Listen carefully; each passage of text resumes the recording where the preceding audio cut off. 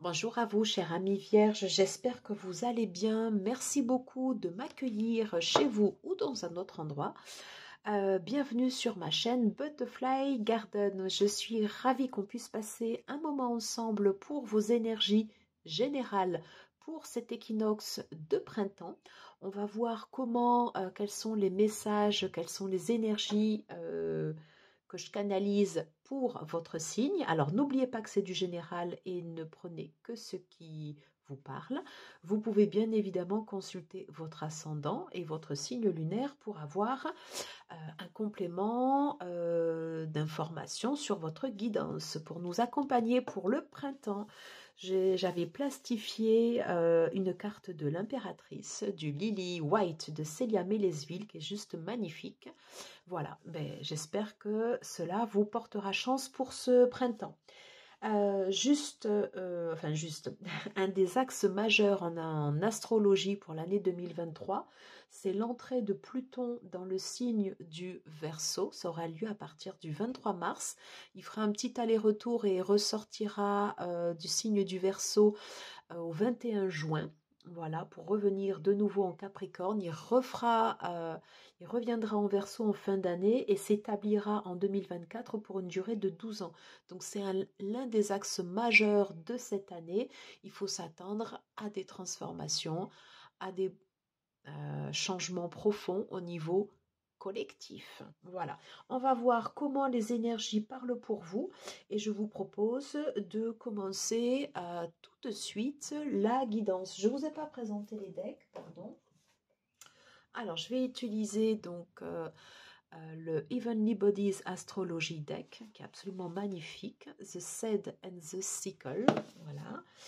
Donc bien évidemment le Lily White de Célia Mélesville ainsi que le tarot renard pour la partie pro auquel je rajouterai un conseil de Baba Yaga de l'oracle Eris Ilignac. Voilà, on terminera avec un message conseil de The Gentle Tarot, magnifique oracle de Marie in the Sky, enfin magnifique tarot, pardon, excusez-moi. Tarot pour le développement personnel. Bon, écoutez, je pense que j'ai terminé mon intro, là, qui était un peu longue. Allez, let's go. Alors, s'il vous plaît, quelles sont les énergies pour l'équinoxe de printemps pour les vierges, s'il vous plaît? Quelles sont les énergies pour les équinoxes de printemps pour les vierges? Encore. Alors, quelles sont les énergies pour les équinoxes de printemps pour les vierges? Intéressant. Je vais les mettre comme ça. Alors, juste en face de l'impératrice. Ok.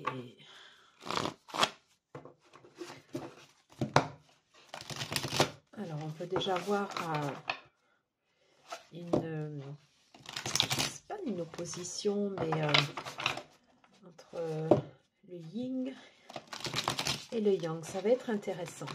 Ça va être intéressant et analysé avec les autres cartes à côté. Allez, s'il vous plaît, quelles sont les énergies pour cet équinoxe de printemps, pour le signe de Vierge, s'il vous plaît? Quelles sont les énergies pour les équinoxes de printemps pour les Vierges? Excusez-moi. Alors, quelles sont les énergies pour les équinoxes de printemps pour les signes Vierges? J'avais envie de prendre les deux dernières. Hop, je vais les repousser un peu comme ça. Voilà, vous verrez bien tout. Magnifique. J'ai fait en sorte normalement que vous puissiez tout voir en un seul plan.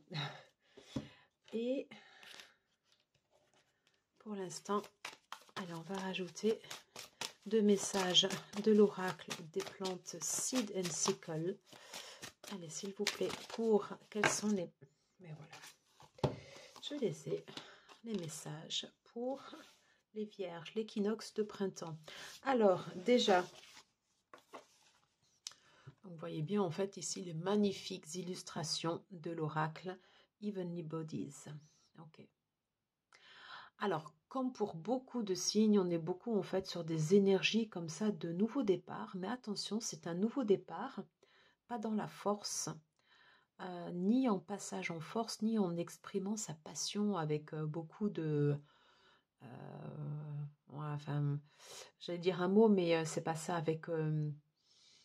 ni en étant trop explosif, c'est pas ça. On va vous demander de faire preuve aussi de retenue, d'écouter également aussi votre partie yin. Vous voyez? Ce qui à la base est plus dans vos énergies, puisque à la base vous êtes en fait un signe à tendance plutôt, enfin connotation en fait plutôt féminine, voilà. Vous êtes plutôt un signe voilà qui a tendance également à s'adapter, puisque vous êtes un signe mutable, voilà. Et associé avec la force et l'énergie en fait du bélier qui est un signe cardinal, ça va vous pousser à aller de l'avant, mais avec une souplesse, une délicatesse et une organisation aussi qui vous caractérise, c'est-à-dire que vous n'allez pas foncer tête baissée. Vous allez le faire, oui, mais vous allez le faire tout en vous respectant. Voilà, c'est-à-dire sans forcer les choses. C'est un nouveau départ, mais sans forcer les choses. Comme si vous vous laissiez porter en fait un peu par le flot. L'idée, c'est ce que je ressens un peu de ces cartes, parce que on est quand même vraiment en fait ici sur des tendances comme ça un peu opposées. Vous voyez? Qu'est-ce qu'on nous dit? Willow. Oh. Ok, ok. Alors, je m'aide à chaque fois du guidebook.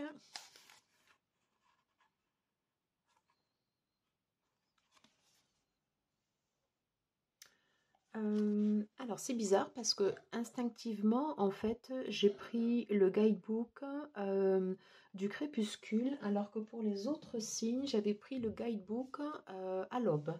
Donc je respecte les énergies, et si j'ai pris celui-là de façon automatique, c'est que le message doit être délivré au niveau de ce guidebook. Alors c'est ce que nous allons voir de suite. Alors, on a dit ici le cherry et willow. D'accord.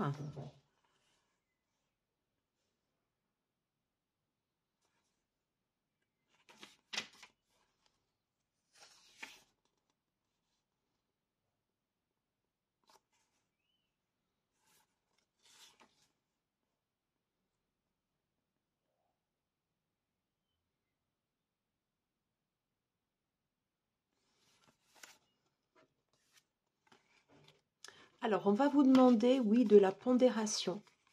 On va vous demander de la pondération pour ce printemps comme ça qui arrive.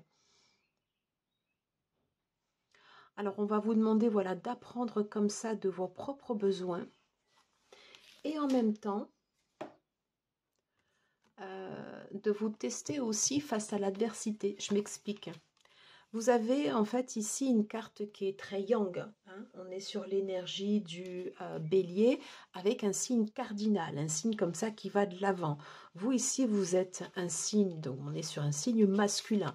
Ici, vous êtes plutôt un signe féminin et dit mutable. Donc par définition, vous avez cette capacité comme ça à vous adapter.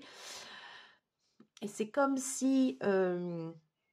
associé à la force comme ça du Gémeaux, à l'envie comme ça d'aller poser comme ça ce nouveau départ, et eh bien vous allez apporter en fait ici toute la finesse, c'est-à-dire le fait de savoir comme ça se mettre en recul au moment où cela sera nécessaire, sans foncer tête baissée. J'espère que je m'exprime bien. Ok. Ok.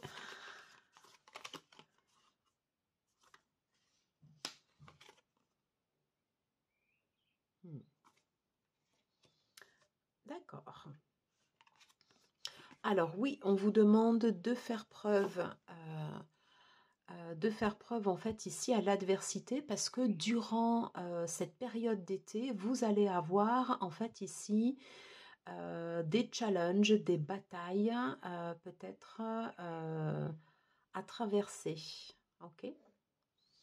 Ça peut être en fait ici des batailles intérieures, hein, liées par exemple ici à un changement.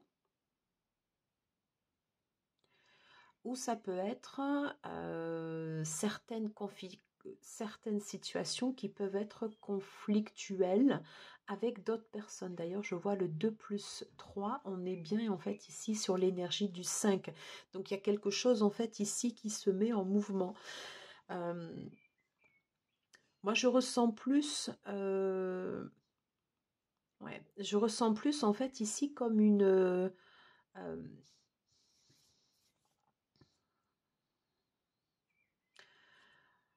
comme un, ouais, comme si il y avait en fait quelque chose qui tournait en boucle en fait de votre esprit, comme si ça générait en fait un peu euh,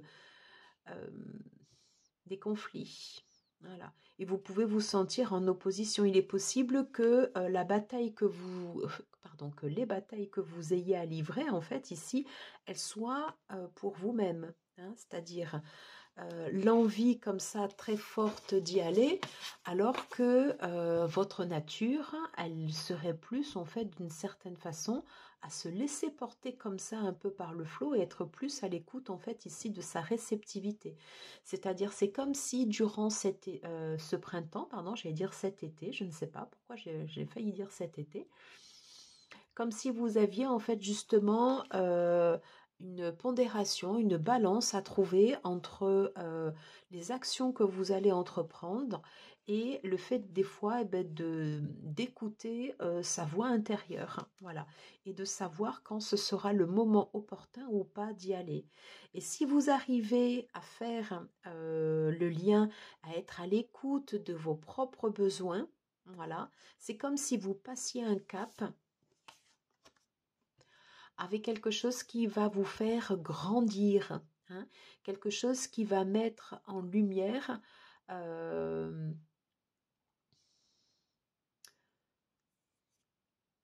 une-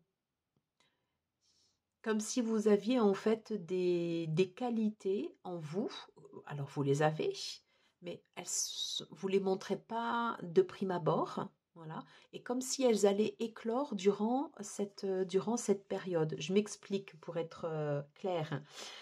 Si par exemple vous êtes plutôt en fait ici de nature réservée, alors pas forcément à rester en retrait, mais organisé, méthodique, voilà, vous prenez pas trop de risques, vous n'allez pas être cette personne en fait ici qui va foncer comme ça un peu tête baissée, voilà. Si, à contrario, vous êtes cette personne comme ça, souvent impétueuse et qui n'a pas peur de prendre des risques et qui n'a pas peur de faire le premier saut sans voir voilà ce qu'il y a derrière, vous êtes la personne qui part et qui n'a pas forcément de plan derrière et qui peut arrêter par exemple au milieu. Eh bien, le fait comme ça de sortir de cette dualité et de montrer des qualités en vous qui vont rayonner à l'extérieur, des choses qu'on n'avait pas forcément l'habitude de voir, c'est comme si par exemple vous, si vous êtes impétueux, vous vous lancez dans des actions, et bien justement au lieu d'arrêter, eh bien vous vous adaptez avec des capacités comme ça un peu méthodiques à mettre à mettre en place en fait ici vos plans à exécution jusqu'à échéance.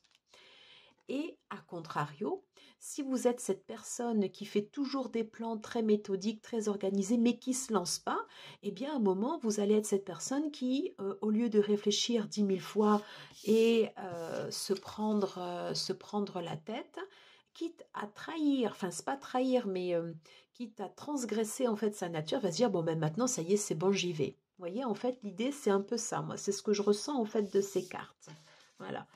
Et on vous dit avec ce 9 de bâton, que durant cette période de printemps, eh bien, vous y êtes presque. C'est comme si vous étiez presque à la porte d'arrivée et que au bout, il y a en fait cette détermination, cette volonté, euh, cette affirmation de vous, en fait, c'est comme ça qui est là. Donc, ne lâchez rien parce que cette dualité, même si au départ, elle sera peut-être pas forcément facile à vivre, parce que c'est comme si vous vous battiez comme ça un peu contre vous-même. Moi, c'est ce que je ressens.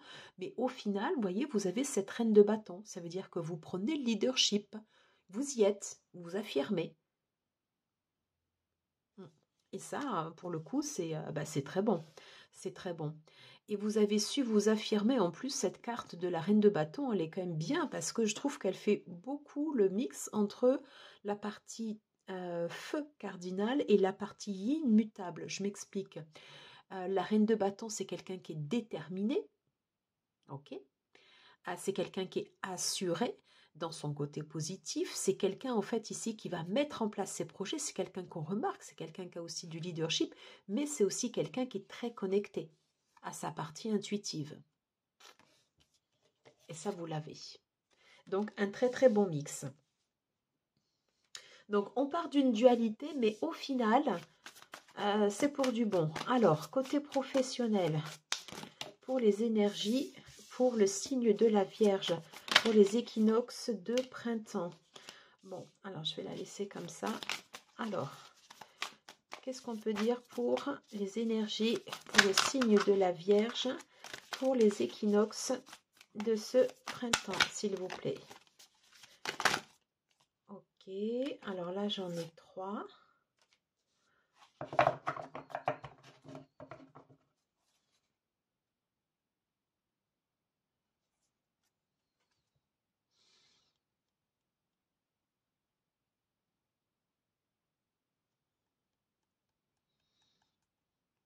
Le 6 de denier.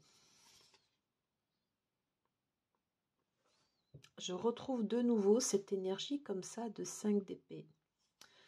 Va falloir apprendre à faire confiance aux autres, à donner, à pas garder que pour vous. Hein. Voilà, il va falloir apprendre à faire confiance aux autres sur la partie du professionnel. Ouais. Vous pouvez peut-être rester sur des expériences passées, qu'elles soient riches, qu'elles soient positives, ou dans son côté négatif, qu'elles soient aussi un peu, qu'elles vous retiennent aussi un peu dans le passé. Hein. Donc, on va vous demander quand même de sortir un peu de cette... à vous demander, voilà, de sortir un peu, oui, de cette dualité. De passer comme ça un peu au devant de la scène. Qu'est-ce que j'ai là? Oui. Oui.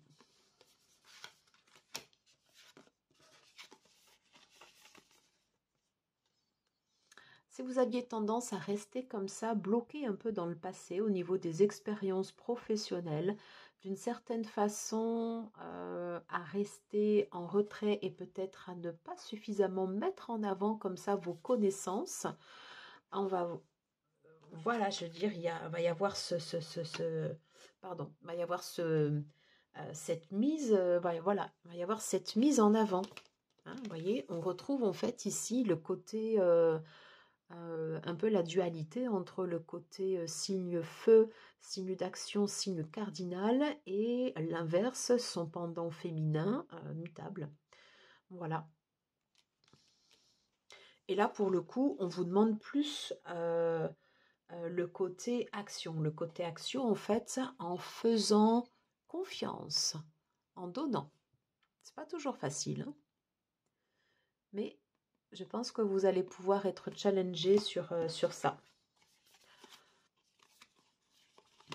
Ça peut parler également, ben voilà, oui, de dualité. Ça peut être des prises de tête, ok. Alors après, tout ça, ce n'est que passager, voilà. Donc c'est quelque chose qui peut vite, passer. Et pour le coup, vous voyez là, autant j'avais en fait la grande prêtresse qui était en sens inversé. Et je pense que dans le cadre professionnel, vous allez pouvoir retrouver une assise, être bien dans votre communauté, être bien dans votre équipe, être bien dans votre service, tout en restant en fait ici vous-même. J'ai cette carte en fait, vous voyez, qui est totalement différente en fait des autres, comme si vous mettiez en fait vos qualités féminines, vos qualités d'intuition, vos qualités en fait de réception, toute la partie yin, comme si vous la mettiez en fait à bon escient en fait dans le côté pro, tout en restant en fait en mode action. Et du coup en fait ça crée une unité dans l'équipe. Je ne sais pas si voilà si ce que je vous dis voilà fait écho ou pas. Si ça vous parle, n'hésitez pas à me le dire en commentaire. Alors, on va interroger Baba Yaga en lui demandant en fait une carte conseil pour les vierges côté professionnel pour la partie pour l'équinoxe de printemps. Alors, je prends cette première et je vais prendre celle-ci également. Qu'est-ce qu'on nous dit? Alors, j'ai l'arbre serpent, pulsion, inconscient, origine. Et la croisée des chemins, décision, choix, option. Alors, je reviens.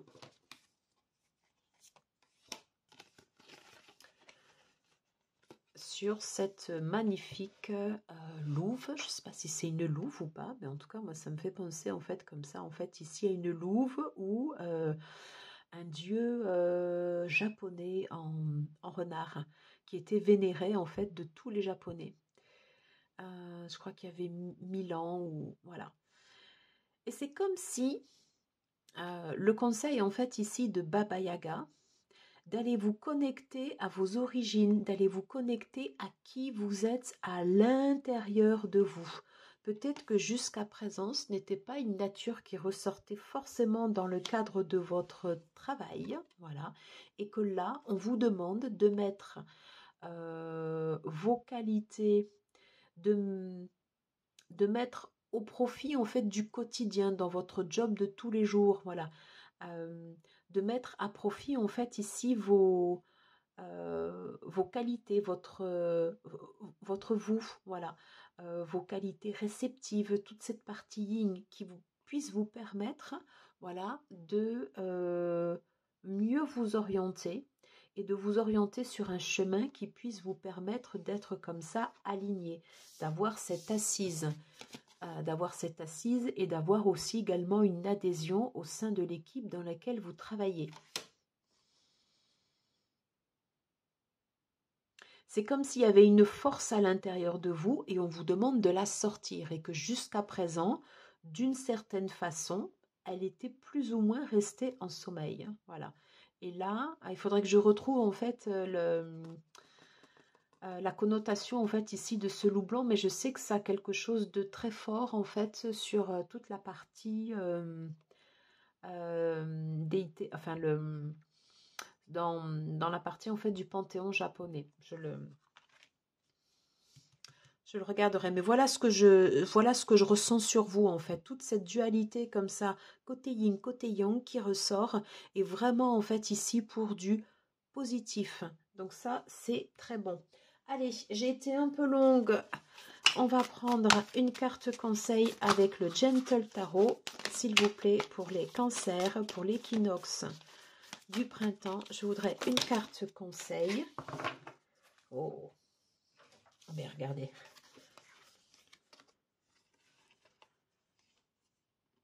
Choisis ton chemin. La croisée des chemins. Faire ses choix.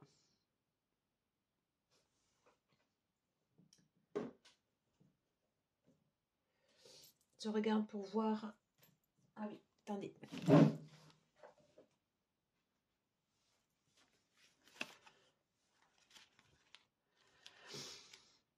Alors, qu'est-ce qu'on nous dit sur le 2 de bâton?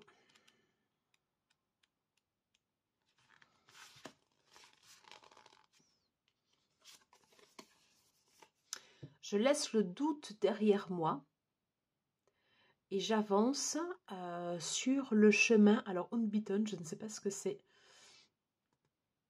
Et j'avance devant.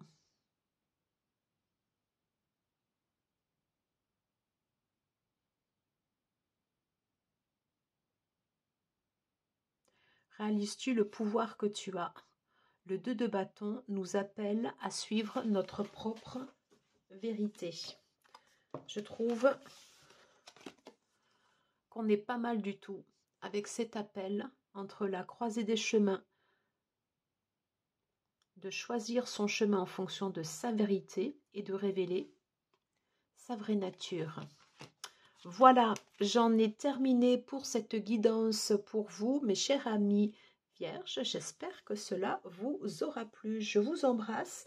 N'hésitez pas à liker, à partager, à commenter si cette guidance vous a plu. Et si vous souhaitez me contacter pour une guidance privée, butterflygarden252@gmail.com. Je vous embrasse. À très vite. Bye bye.